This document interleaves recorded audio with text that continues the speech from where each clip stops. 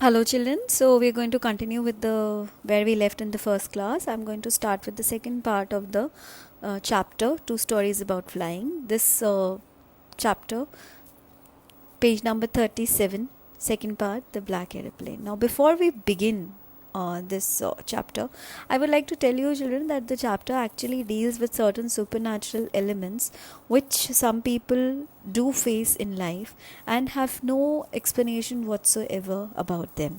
Certain things which cannot be explained, certain things which are beyond reasoning, certain things which are paranormal and can be felt by only a few. Such kind of an incident. Now, the chapter is in first person narration. The author has narrated the experience that he personally went through while flying towards his home. Let's start reading. The moon was coming up in the east behind me, and stars were shining in the clear sky above me. There wasn't a cloud in the sky. I was happy to be alone, high up above the sleeping countryside. So, the person definitely happens to be a pilot and is flying, and it's a clear sky. I was flying my old Dakota aeroplane over France back to England. So you can please mark the name of the plane also, and you can mark the name of the country that he's going to. He's going to England. I was dreaming of my holiday and looking forward to being with my family. I looked at my watch, 1:30 in the morning. So he's very happy. I think he's returning to his family after a long duration.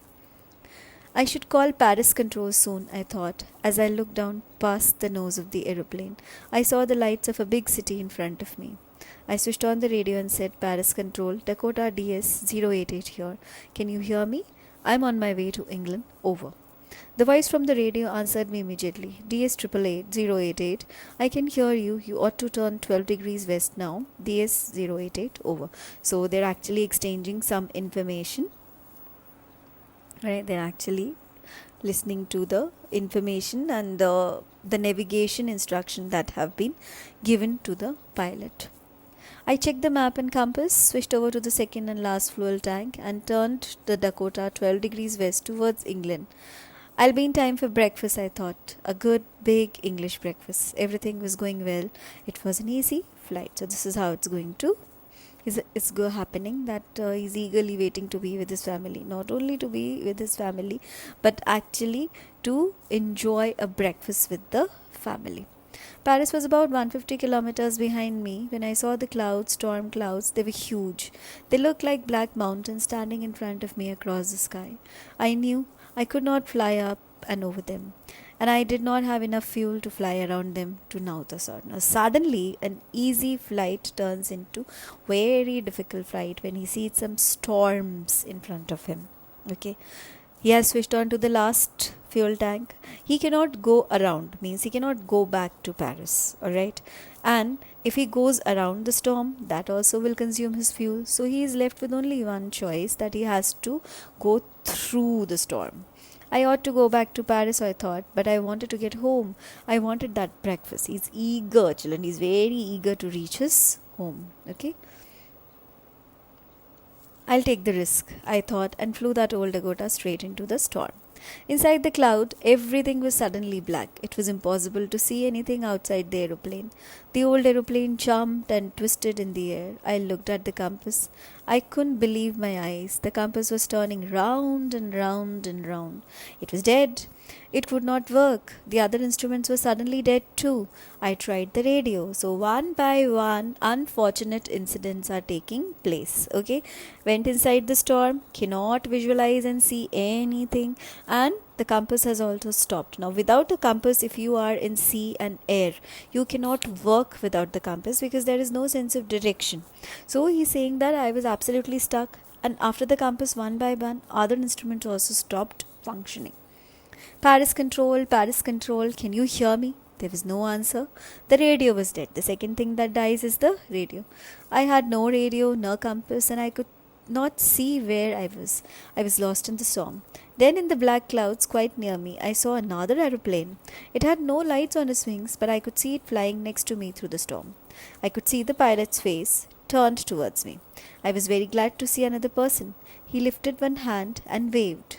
Follow me, he was saying. Follow me. Suddenly, from nowhere, an aeroplane comes near him.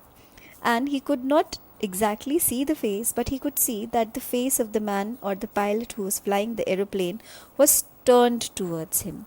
Now, when the face is turned towards him, obviously he is trying to talk to him, and he waved. And what does our narrator realize? That this pilot of this unknown aeroplane is telling him to follow him. Okay, waving to like come behind him. Follow me, he was saying, follow me. He knows that I am lost, I thought. He's trying to help me. He turned his aeroplane slowly to the north, in front of my Dakota, so that it would be easier for me to follow him. I was very happy to go behind the strange aeroplane like an obedient child. Now, when you're lost and you have no way out, and someone suddenly has come and extended a hand of help, whether you trust that person, whether you have any idea about how is it going to be, but you're very happy that at least there's someone with you in those difficult times. So he does what he has to, like a child who has only one ray of hope, and he starts following that plane. After half an hour, the strange black aeroplane was still there in front of me in the clouds. Now, there was only enough fuel in the old Dakota's last tank to fly for 5 or 10 minutes more. I was starting to feel frightened again, but then he started to go down and I followed through the storm. Now another problem is that someone is leading him through the storm, but then he has to land, and he's left with only the fuel which can sustain him for 2 or 3 kilometers more, not more than that. So he's scared again, but suddenly he sees that the Dakota has started going down, and when a plane has started going down, that means it's actually landing. So he's very happy that finally they are landing. I landed, and I was not sorry to walk away from the old Dakota near the control tower. You can please underline this line. This line asks for incident-based questions. I went and asked a woman in the control center where I was and who the other pilot was. I wanted to say thank you. Now he was very happy to walk away from the plane. Why? The reason is because this plane was the reason for all the turmoil in his life. So when you're discarding something which is the root cause of your problem, you obviously are going to be happy about it. So he just starts moving. Okay, I went and asked. Now he's not a thankless person, so he returns. He comes back to the control rooms and he says that I want to thank the person who was behind, who was leading me. Please give me the name or contact so I can go and thank. She looked at me very strangely and then laughed. Another aeroplane? Up there in this storm?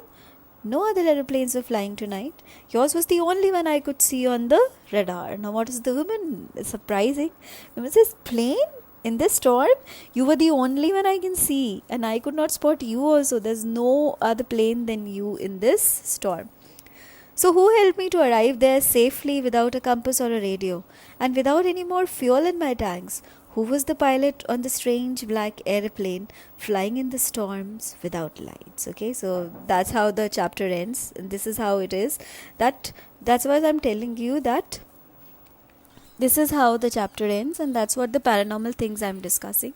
You need to remember, no explanations, no reasoning can be given for these. Okay, that's a pilot who was saved by a mysterious plane which emerged from nowhere and came, popped and helped the other one. Now children, there are many stories connected to such, like you have the Bermuda Triangles where the ships disappear.